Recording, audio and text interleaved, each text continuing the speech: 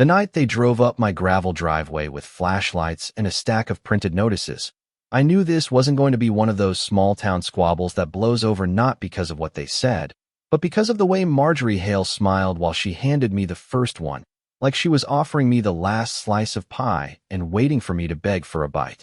I remember that smile because it had teeth in it, and because the sheriff behind her looked like he wished he could be anywhere else. By the time they left, my mailbox had been nailed shut, my porch had a red warning sign, and the lake out back felt like the one quiet place that still belonged to someone who remembered how to keep his hands clean. People call me Evan Cole, I don't know why. It's what stuck, and the cabin's been in my family longer than the HOA has been in business.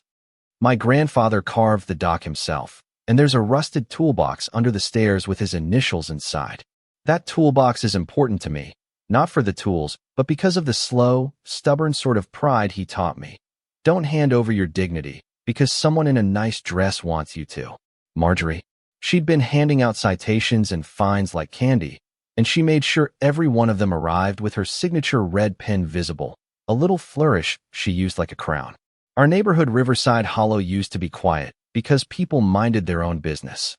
Then Marjorie came in with her binder and her rulebook and a smile that made folks trade their stubbornness for convenience.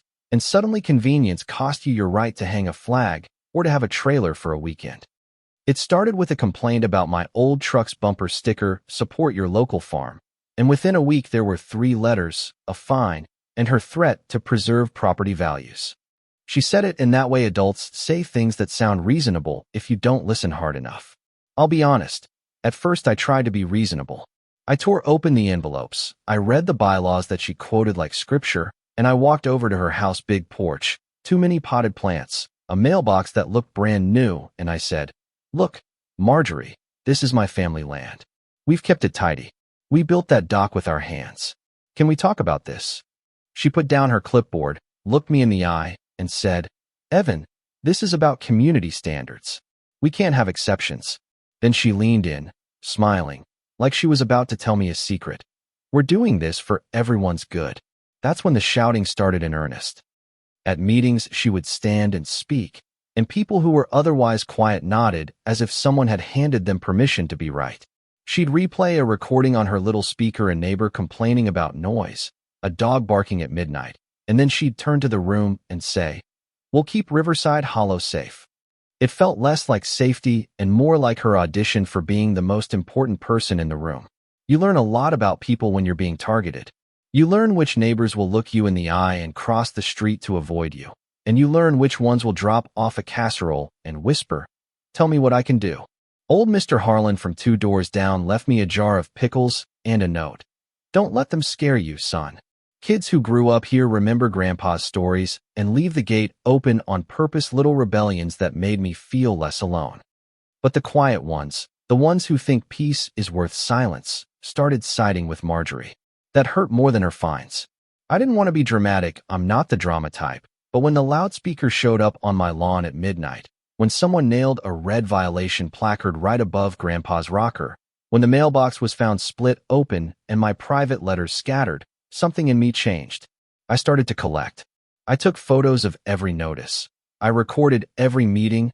I kept voice notes of conversations where she promised one thing and did another.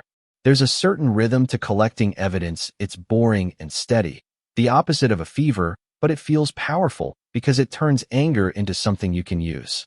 There's a moment in every good story where the quiet person decides they're done being quiet. For me, it was the night the truck paint was slashed and a note left on the windshield that read, "Stay gone." The sheriff shrugged like it was a small-town prank.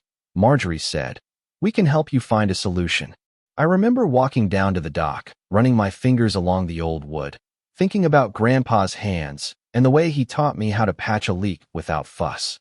That night, I started building a folder: photos, recordings, names, dates, and I started sending copies to people who mattered: the county, a local reporter, and the one neighbor who'd been quietly taking notes in the back of meetings. When you start doing something methodical, people notice. Not always in a good way. I got sideways looks in the grocery store. My name became a quiet thing whispered over fences. But some doors opened. The reporter came by, not because she liked my story, but because she liked the pattern, the way petty enforcement could turn into something uglier when the right person kept shouting. It wasn't a courtroom yet, but it was getting close. Midpoint came like a slow punch. Marjorie, in all her tailored coats and polished nails, made a mistake. She let her anger show at a meeting and forgot to stop herself. She accused a woman, Rosa, who'd lived here 20 years and who kept a rowboat tied up behind her shed, of harassment because Rosa had asked Marjorie to stop sending fines for a crooked mailbox. Marjorie snapped, "Rosa, you don't know how to run a community," and stormed out. Someone had recorded it. Someone had a photo of her striking a sign with a spray can in the dead of night, a foolish act meant to provoke, and yet it was proof. The proof changed the room. People shifted in their seats as if gravity had changed its mind. That's when the momentum turned. The neighbors who had been quiet began to ask questions.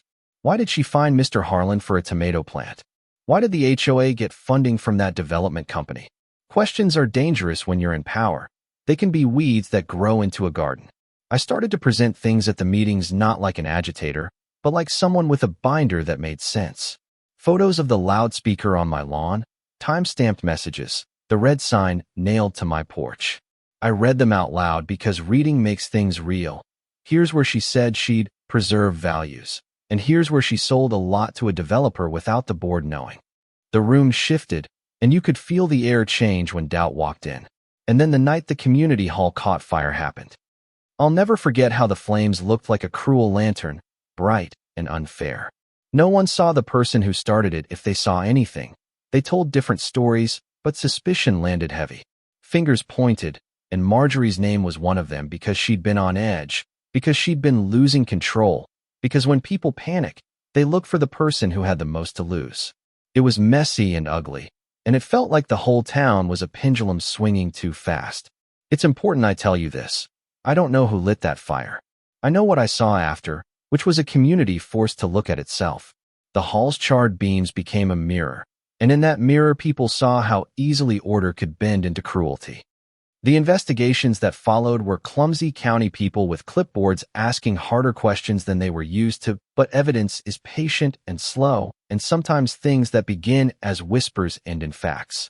Marjorie was investigated, papers were subpoenaed, and the HOA's leadership changed faster than anyone expected. What I learned in the aftermath is that power attracts people who want it and often repels the people who would use it for care. Marjorie left town a week after the last hearing, packed a Volvo, and drove off without so much as a goodbye, and some folks said she did it because she was guilty. Others said she left because the fight had become unpleasant. The truth is rarely as clean as rumor. My porch got its sign taken down. The red placard fell like an old tooth.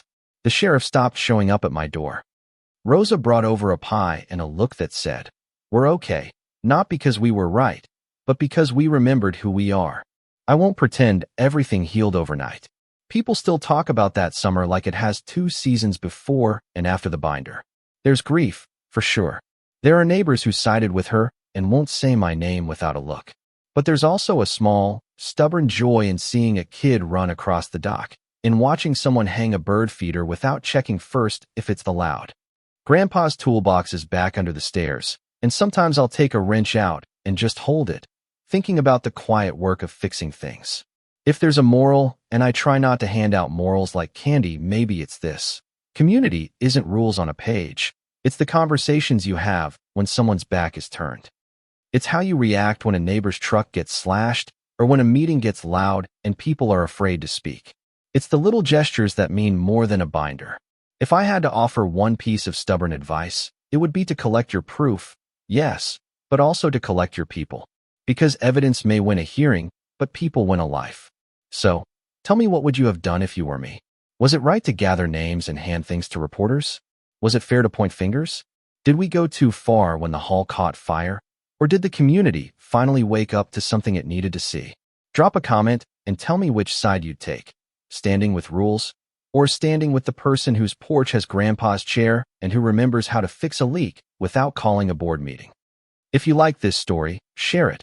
And let's talk about how small places either protect their people or let someone in a suit decide what their home should be.